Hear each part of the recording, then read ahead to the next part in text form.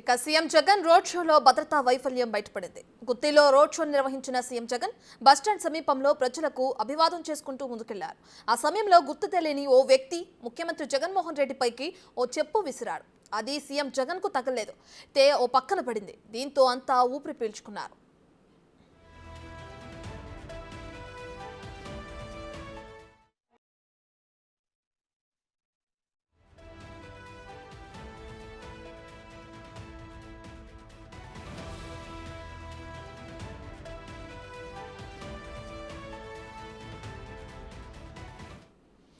ఇక ఏపీలో ఎలక్షన్స్ దగ్గర పడుతున్న కొద్దీ ఎన్నికల ప్రచారం అయితే ముమ్మరం చేశారు. అయితే దీనికి సంబంధించి సీఎం జగన్ కూడా రోడ్ షోలో పాల్గొన్నారు.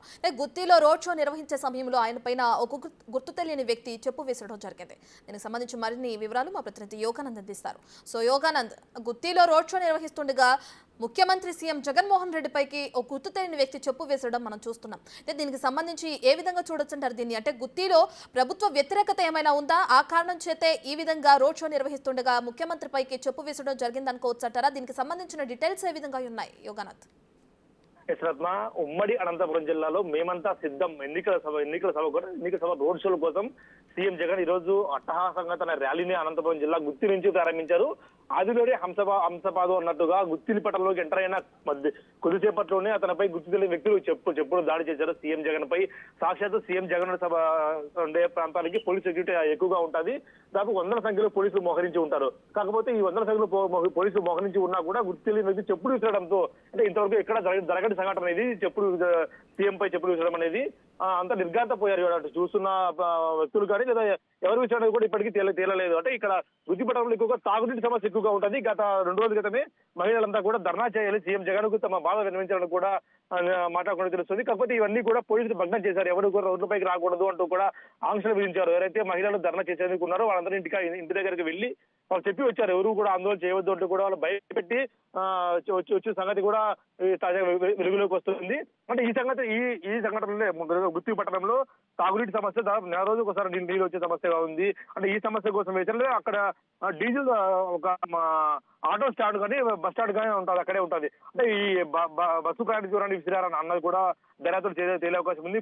పోలీసులు హుటాహుటిన ఎక్కడైతే చెప్పు విసారో ఆ ప్రాంతాన్ని సీసీ ఫుటేజ్ సాయంతో కానీ లేదా డ్రోన్ విజువల్స్ సాయంతో కూడా తీసుకుంటున్నారు. ఎవరైతే చెప్పు విసారో ఆ వ్యక్తిని కూడా అదుపులోకి తీసుకోవాలనుకుంటున్న దర్యాప్తు వేగంగా చేపట్టారు. ఎవరు విసారో, ఎందుకు విసారో కారణాలు కూడా అన్వేషించారు. పోలీసులు పనిలో పడ్డారు. అంటే ఈ కారణం ముఖ్యంగా తాగునీటి సమస్యగా ఉందో వేరే సమస్యలు ఏమైనా ఉన్నాయా అన్నది కూడా పూర్తిగా చర్చించి దర్యాప్తులో వెలుగులోకి వచ్చే అవకాశం ఉంది.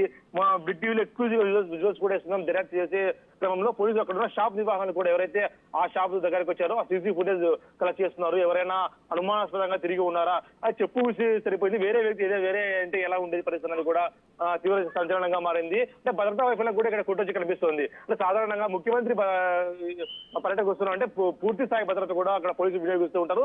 ఇవాళ కూడా అదే జరిగింది. పెద్ద సంఖ్యలో పోలీసులు కూడా అక్కడ మోహరించి బస్సు చుట్టూ ఎవరి రాని కూడా చేశారు. కాకపోతే ఆ జనం మాటున్నా ఎవరైనా చెప్పు విసారా, చెప్పు కాకుండా వేరే సిలిండర్ పరిస్థితి ఎలా ఉండదు అనేది కూడా తీవ్ర సంచలనంగా మారింది. ఏదైతే మొత్తంగా దర్యాప్తు కూడా పూర్తి స్థాయిలో కూడా పోలీసులు అప్పుడే చేపట్టారు. రత్న.